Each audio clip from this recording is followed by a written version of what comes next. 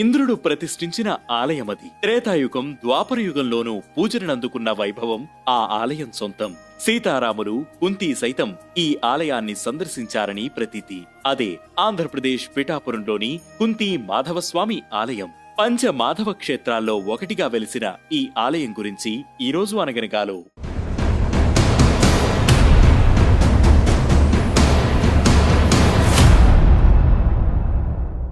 దధీచి వెన్నుముకతో తయారు చేసిన వజ్రాయుధంతో దేవేంద్రుడు వృతాసురుణ్ణి సంహరిస్తాడు. తన వెన్నుముకనిచ్చి దధీచి ప్రాణత్యాగం చేయడంతో బ్రహ్మహత్యా పాతకం తొలగించుకునేందుకు 5 మాధవ క్షేత్రాలను నిర్మిస్తాడు.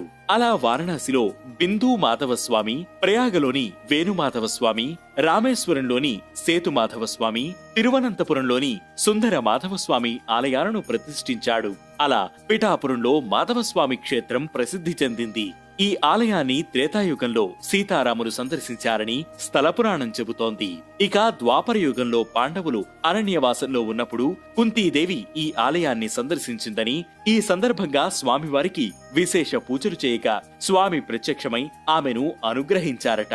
ఇక అప్పటి నుంచి ఈ ఆలయానికి కుంతి మాధవస్వామి ఆలయమని పేరు వచ్చింది. మౌర్యులు, పల్లవులు, చాళుక్యులు ఇలా అనేక రాజవంశాల పాలనలో ఓ వెలుగు వెలిగిన ఈ ఆలయం ఆ తర్వాత ముస్లిం రాజుల దండయాత్రలో ధ్వంసమైంది. మళ్లీ 17వ శతాబ్దంలో పద్మనాయక రాజుల హయాంలో ఈ ఆలయాన్ని పునర్నిర్మించారు. కాగా ఇదే పేరుతో విజయనగరం సమీపంలోని పద్మనాభంలోనూ ఓ ఆలయం ఉండడం విశేషం. ఈ ఆలయాన్ని కుంతీదేవి కట్టించిందని అక్కడి స్థలపురాణం చెబుతోంది.